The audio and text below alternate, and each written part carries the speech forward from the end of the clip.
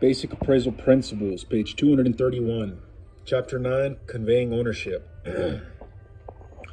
Number 2, landlords disclose to potential tenants. C, law requires that sellers and landlords must 1.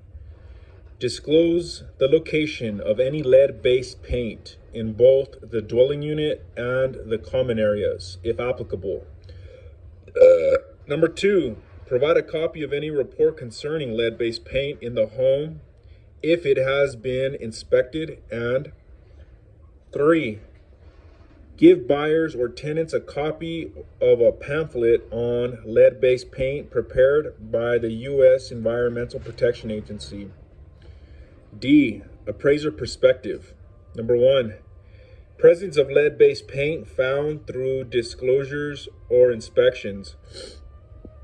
2, evidence or speculation of lead-based paint should be disclosed in the appraisal report, and comments about the potential effect on value and marketability of property, if any. Number 3, Fannie Mae 1004 URAR, Item 5 of the Statement of Assumptions and Limiting Conditions, states the following. 5.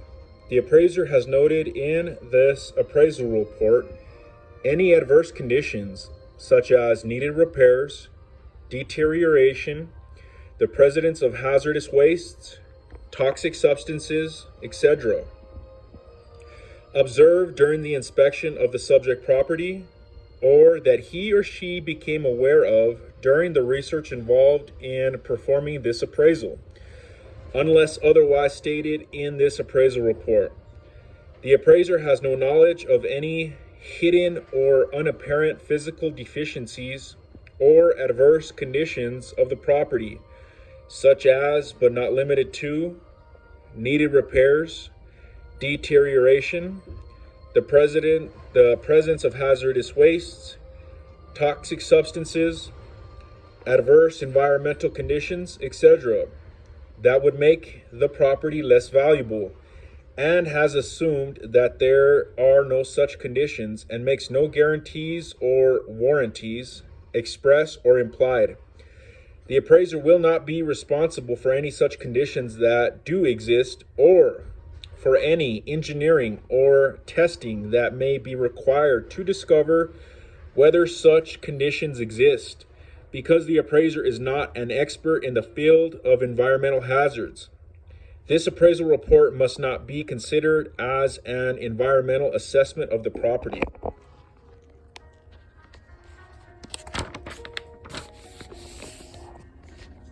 Page 232. 4. Fannie Mae offers the following guidance regarding this statement. If the real estate broker, the property seller,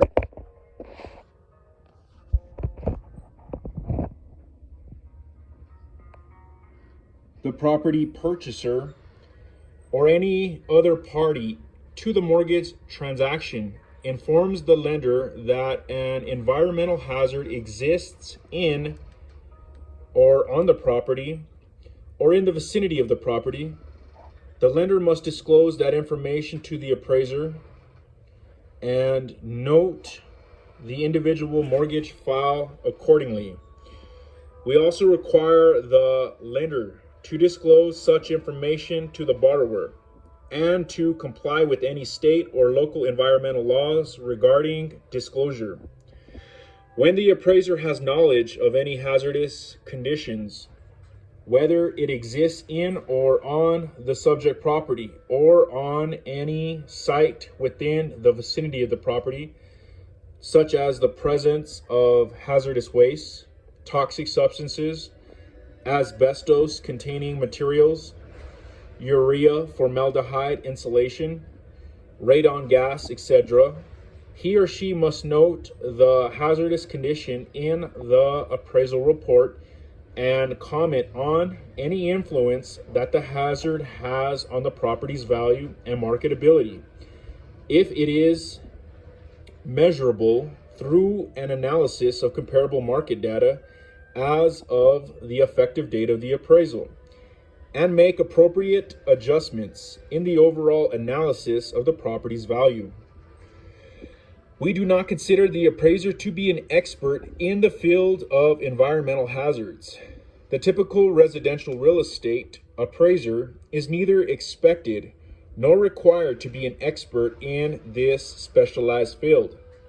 However, the appraiser has a responsibility to note in the appraisal report any adverse conditions that were observed during the inspection of the subject property, or information that he or she became aware of through the normal research involved in performing an appraisal. Number 5, FHA Home Ownership Reference Guide, Chapter 1.